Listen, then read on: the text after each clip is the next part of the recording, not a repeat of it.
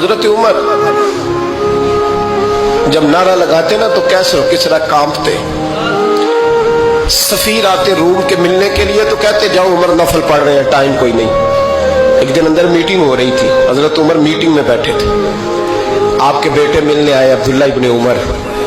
अब्बा जी अंदर आ जाओ, फरमाया दरवाजे पे खड़ा हो, मैं जरूरी बात कर रहा हूँ, अंदर ना आना। जनाब अब्दुल्ला इब्ने उमर कहते हैं मैं दरवाजे पे खड़ा हो गया। थोड़ी देर गुजरी तो इमाम हुसैन भी आ गए। एक हदीस में एक रवायत में इमाम हसन का लफ्ज भी है। इमाम हुसैन आए, आके अब्दुल्ला इब्ने उमर से कहने लगे उमर फारूक अंदर है? तो कहा वो अंदर तो है। तो कहा आप क्यों दरवाजे पे खड़े?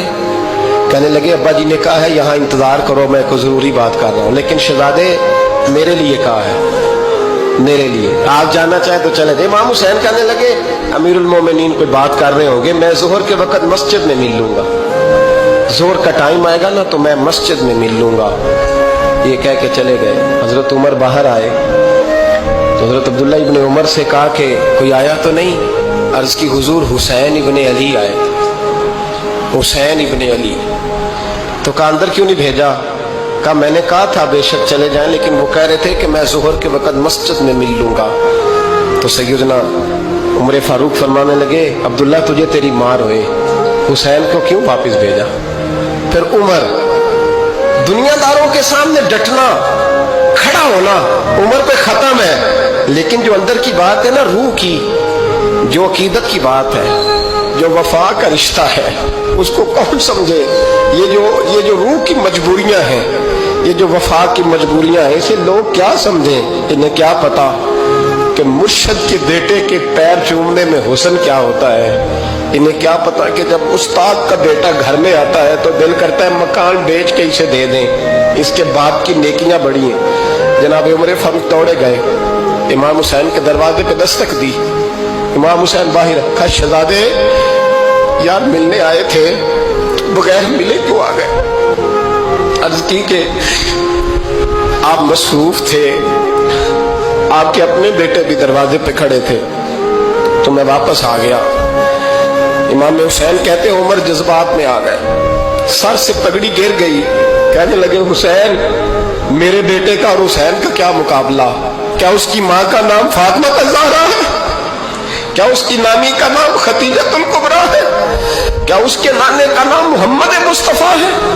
और फिर सर से पगड़ी उतरी थी, अपने बाल जोर से पकड़ लिए, कहने लगे हुसैन मैं ना मक्के में ऊंट चराया करता था और डंडों से मार खाता था अपने बाप से।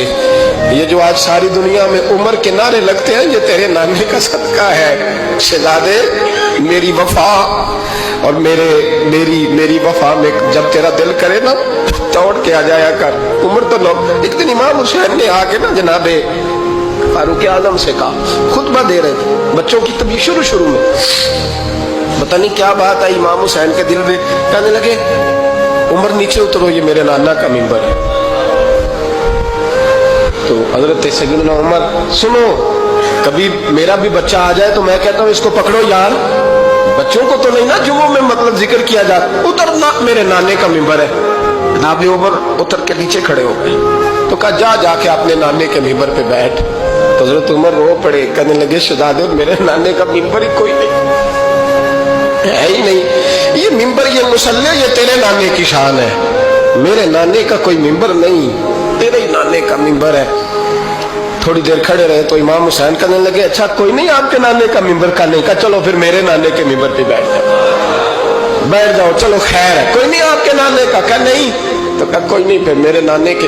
जब हजरत उमर बैठे तो बड़ा शानदार जुमला का फरमाने लगे मैं मिंबर पर मर्जी से नहीं बैठा था, मुझे अबू बकर ने बिठाया था, और फिर हुसैन के कहने पे मैं उतरा हूँ, अब मुझे हुसैन ने बिठाया है।